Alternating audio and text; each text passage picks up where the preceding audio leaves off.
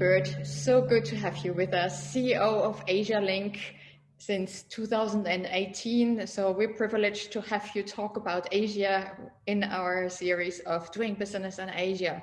Welcome. And not only are you the CEO of Asialink here in Australia at this moment in time, but your cross-Asian experience and background is quite amazing and very comprehensive. So I know that you're born in Malaysia, have traveled the world, but very intensely Asia and the Asian countries, have worked prior to Asialink with the global payment company Visa, served as Vice President Government Affairs, Asia Pacific, and prior to that, I believe you led the external relations and client service risk for the Asia Pacific with McKinsey company. And I might miss out on quite a bit of your background as well. Maybe I just hand over to you at this moment in time to introduce yourself. Thank you very much, Gabrielle, and I'm absolutely delighted to be here with you and honoured to be able to share some insights and experience today on doing business in Asia. Personally, I have a strong background in Asia. As you noted, I was born in Malaysia and growing up a frequent visitor in the region. Mm-hmm. And over the course of my career as an Australian diplomat for nearly 20 years, and then in my senior corporate roles with global multinationals, McKinsey and Visa, I worked all the way across the region. In essence, I'm a very deep Southeast Asia expert, but in my corporate career worked deeply on India, China, Japan, Korea, as well as Southeast Asia. I am an Indonesian speaker, and my Japanese is a bit rusty. And my daughter tells me my Mandarin could really do with a bit of work. But as CEO of Asialink currently, I lead a centre for creative engagement with Asia. And Asialink was established roughly 30 years ago by the Australian federal government in partnership with the Maya Foundation. The Maya Foundation is the family foundation of one of Australia's largest philanthropic families. And they established Asialink because they had this vision of Australia's future being tightly linked to the future of Asia. And as Asia was growing and emerging as a major economic actor, that foresight about how important Asia was going to be for Australia's future in terms of our national security, our politics, our community, and of course our economy was remarkable. So today Asialink's core mission is, as it has been for 30 years, driving Australia's engagement with Asia and really equipping the Australian community writ large to better navigate the opportunity that we have in our immediate region. We do that in 4 key areas. We work in business, and we'll speak more about that today, in arts and culture, in education, and in an area we call diplomacy, which is really about international relations and policy shaping. And across those different sectors, we do 3 key things. We provide insights and knowledge. We look to build people's understanding of Asia, and across our community, the level of familiarity with what's happening in the region. We have what we call capability building, which really focuses on going to the core of the skills that we all need to navigate effectively the opportunities, whether that is intercultural competence or negotiating skills, leadership skills. It's capability building. And the last thing we do is really we're a platform for what we call connections. Asialink has been working in and with the region for 30 years in over 43 countries, and we have a remarkable network. And really we see our role as being able to connect communities and individuals in Australia with their counterparts in the region. So I'll just stop there, Gabrielle, and hand back to you. Wonderful. Thank you very much. And look, such a vast experience, both personally and also, of course, in your professional life and across Asialink. So in your experience and view, what competencies are crucial for doing business across and with Asia and the rest of Asia. What is Asia capability? You use that term in particular.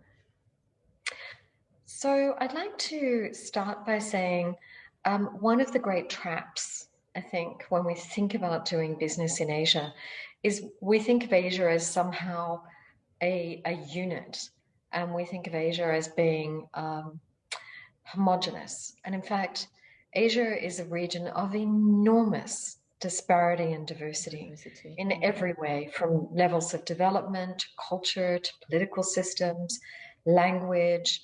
So one of the really important parameters for this conversation is really right up front, a core Asia capability is actually recognizing and understanding the complexity and diversity of the region.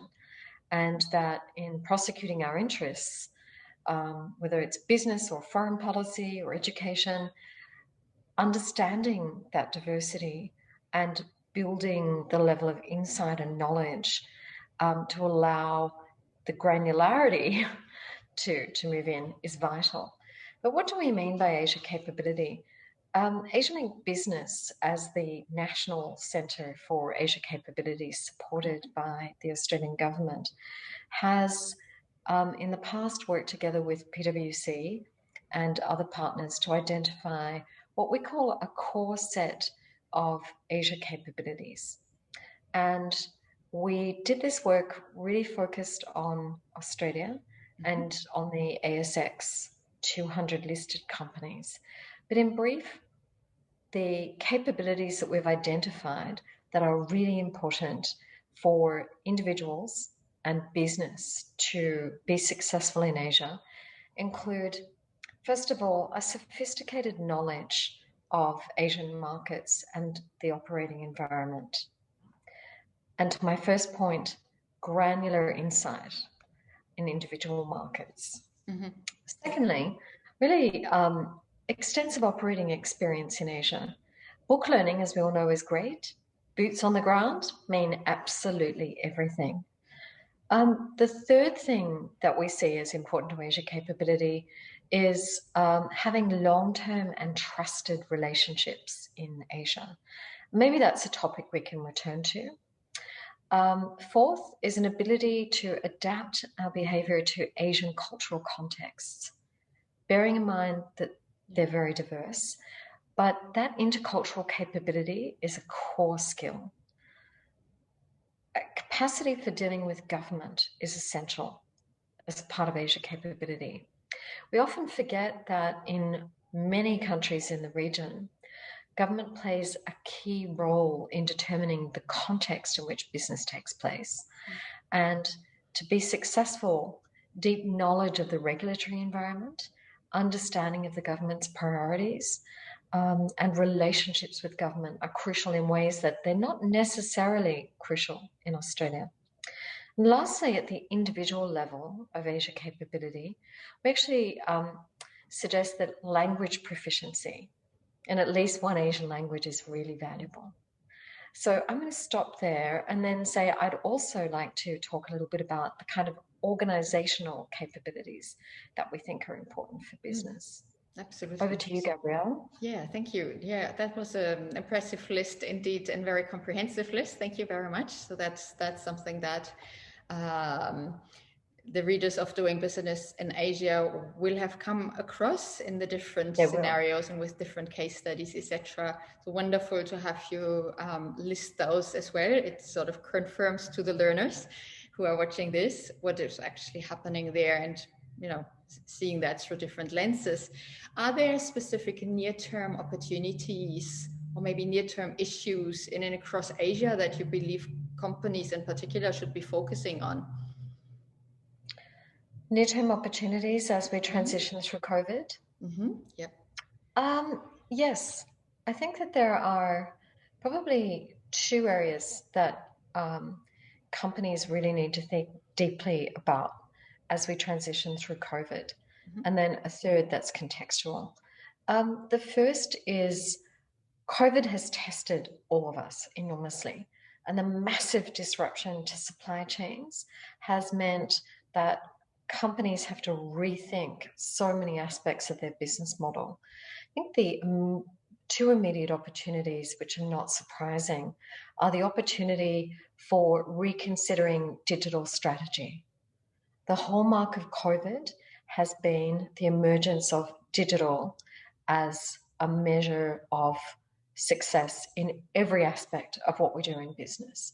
And that goes from how we communicate, how we engage our clients, how we engage our team, to more importantly, how do we actually engage the markets? And we know that over 2020, e-commerce in the region skyrocketed. When it varies from country to country, but on average, we saw e-commerce grow anywhere between 100%, so doubling, to 400% in some economies over that period.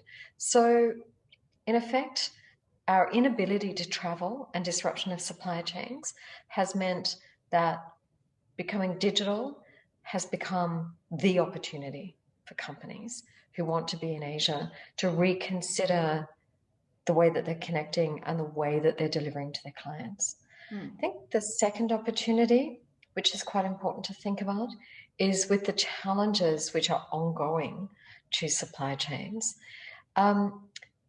Are there actually opportunities to shift around your business assets or your focus in a way that is closer to nearshoring and diversification across the immediate region in ways that optimize better around supply chain and opportunity? I think the third thing, and it's something that, quite frankly, many companies haven't yet thought deeply about, is COVID has had a profound impact on our community, on the most vulnerable parts of our community, and on governments, who, so many of whom have had to invest really heavily in economic recovery, that considering as part of the business model going forward, what does inclusive economic recovery look like? And how do we show up on that agenda in the markets where we're operating and doing business? I think that's an enormous opportunity that business should be stepping into really quickly. Yeah. And that would be an enormous benefit for most companies in terms of their, to call it quite directly, their license to operate across the region, and their broader stakeholder engagement as well as client relationships.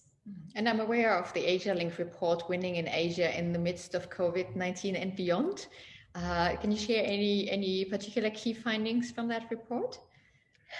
The report had several important findings, maybe, and they've got a very Australian lens, but three key findings that maybe I'd like to share today. The first and actually most important finding in the report was a myth-busting finding. Often when we speak to business, there is a perception that doing business in Asia is hard. And if you put your assets in Asia, actually there'll be questions from shareholders, and you might actually, in the Australian context, suffer in terms of your share price.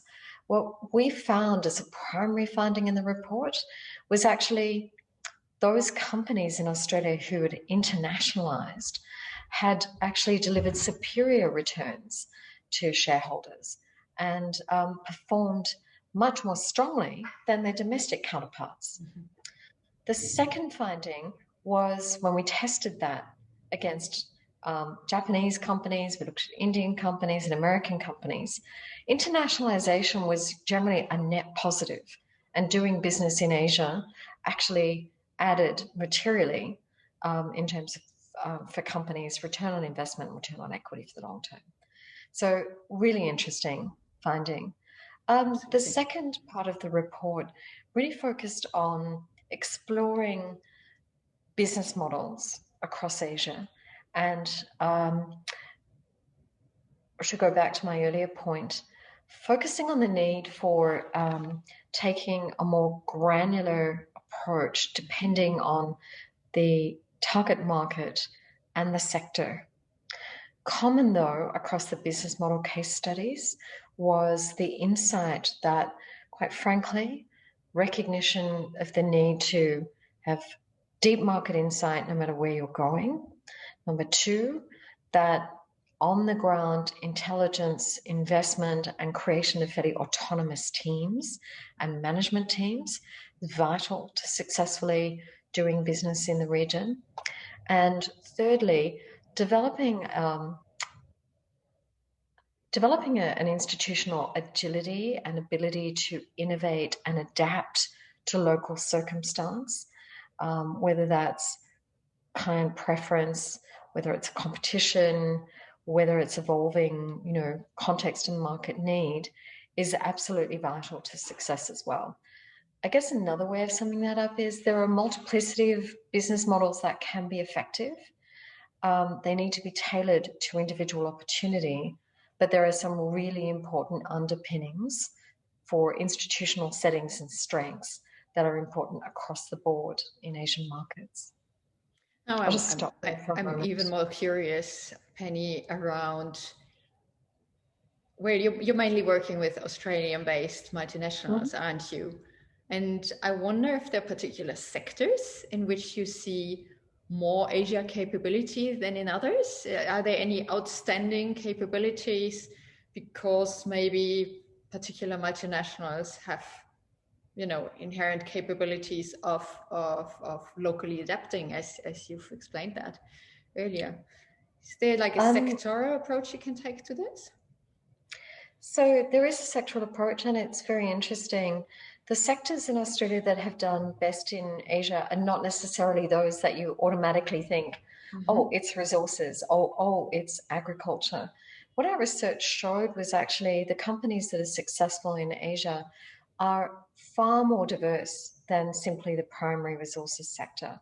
Actually, we've got great case examples, companies who've been highly successful in financial services, in FMCG, basically in the services sector more broadly. So there's not just one sector, but there are far more sectors than agriculture and resources who have been successful for the long term. That's a very interesting finding.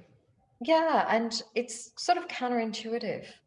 I think one of the really important things to bear in mind, though, and this is a policy point as well as a business point, is Asia capability and deep knowledge and insight into markets happens when companies actually have to operate on the ground.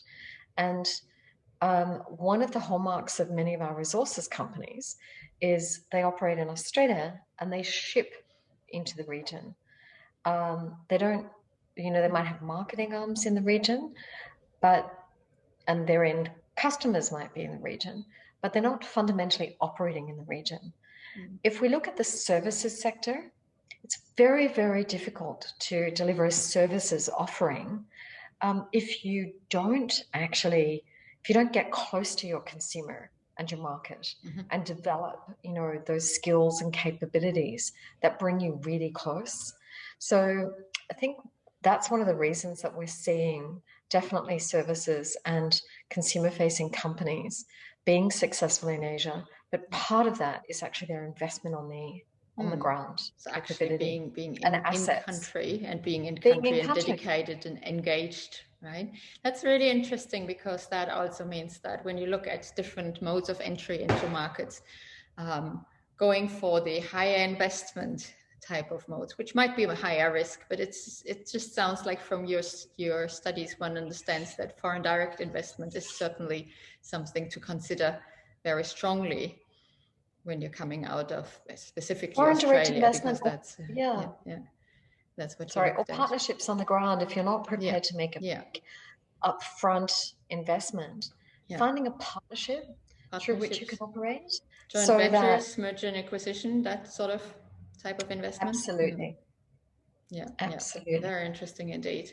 And so when you are in the country and you spoke about this granular and nuanced understanding of the different locations within Asia, from your experience, what leadership is needed? Now, I'm basically coming to cultural variations. And you mentioned that to some extent a little bit earlier on, understanding the culture as a manager and as a leader. Can you give us a couple of examples about differences that you would have seen or might recommend when you go into different countries across Asia? Gabrielle, that's a great question and a little bit difficult to answer. I'm going to answer in two parts, if that's okay.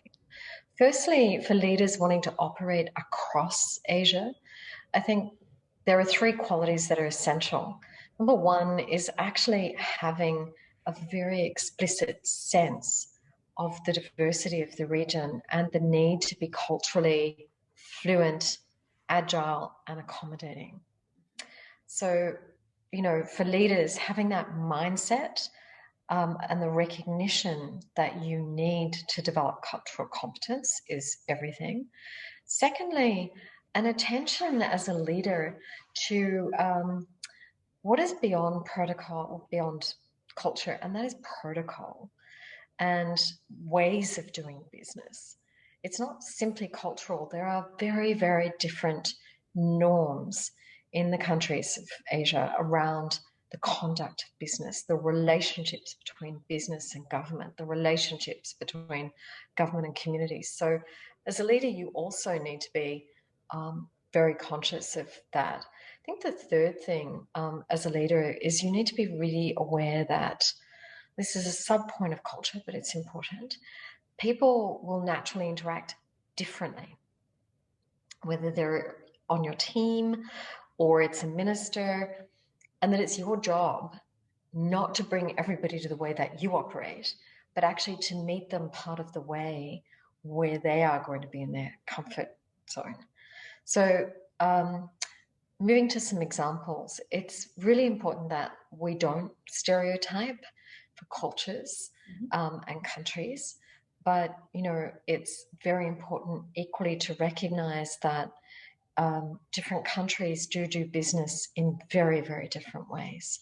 So, for example, to contrast Southeast Asia and North Asia, and of course there's a lot of diversity within Southeast Asia, there is far more focus in Southeast Asia on spending that time in getting to know people and business, actually the business of doing business actually happening further down the track after relationships are built, often more in the North Asian cultures. While relationships and building connectivity and your interpersonal relationships are important, communication often tends to be far more direct, and people tend to want to be clear about the purpose of a meeting and want to get very specific outcomes. If you contrast perhaps Indonesian style approach to negotiation and Chinese style, very, very different in terms of the negotiating style, the communication style, and the outcomes. In Indonesia, you probably don't realize that you are in a negotiation for quite some time in a discussion, and negotiation actually really focuses on there being a win-win for everybody. Often in China, the negotiation is far more explicit and involves often taking quite extreme positions from which you work to a midpoint. And as I said again, I'm very reluctant to sort of overly stereotype, because across countries this varies enormously, and across companies and individuals. But it's very important to recognize as you walk into these contexts that the way that we naturally assume, whether it's as Australians or as Westerners, that business is conducted is not necessarily the case. So it's very important. And I think it's something that we did talk about a lot in our Winning in Asia report. Having boots on the ground, having a local team, having local advice, and really working deeply with your colleagues on the ground so that you and your organization understand those differences and can navigate them well, I think is vital. And I'm sure you've seen that as well you've had the career on the diplomacy side, diplomatic services, and private side, and now you're at Asialink. I'm sure you've seen that in those different sectors as well, right? I have. Mm-hmm. I have very much.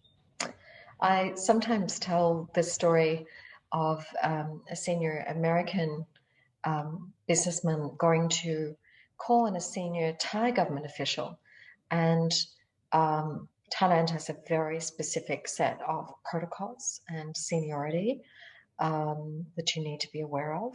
Also, very important in a Southeast Asian culture to appropriately contextualize a meeting and honor appropriately the individual who you're meeting.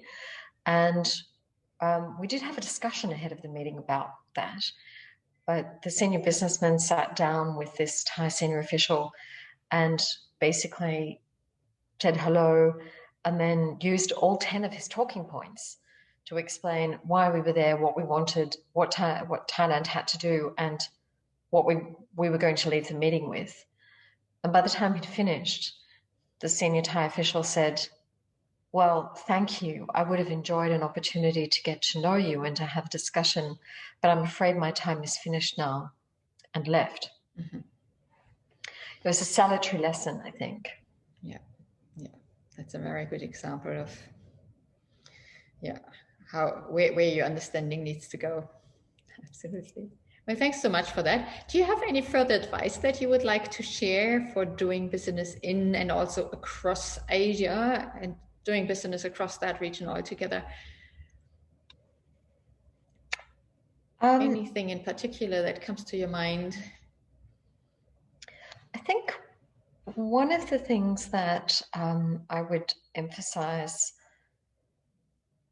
that I've touched on briefly previously is, quite frankly, it's very important three things are important. Number one, contextualizing, being agile, adjusting country to country to local market circumstances, local culture, regulation, consumer preferences. So it's really committing to understanding and navigating the complexity and the granularity. I think the second thing I would say is it's so important to show up in the right way and focus on that license to operate and make a contribution above and beyond, not in a way that detracts from the business bottom line, but in a way really where as you operate, you develop and deliver vital social impact that is equally reinforcing to your bottom line. So whether you call it, having a lens over ESG, or you call it the triple bottom line, that is actually more important in navigating Asian markets than anywhere else in the world. So really having that vital view. And the third thing is really understanding and constantly paying attention to the bigger context, to the big geostrategic and political and economic trends and risks. Because the environment and the outlook in the region is uncertain. It's evolving very rapidly.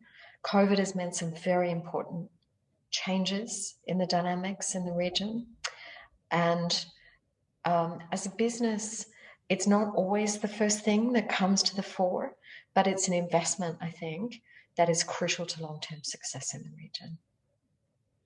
Wonderful. Thank you so much for these additional recommendations and thoughts. Dr. Penny Burtt, CEO of Asialink, Australia's Centre for the Engagement with Asia. Thank you so much for talking to doing business in Asia and talking on Asia capabilities in particular, ever so important. Thank you. Gabrielle, thank you so much for the opportunity. I'm just delighted.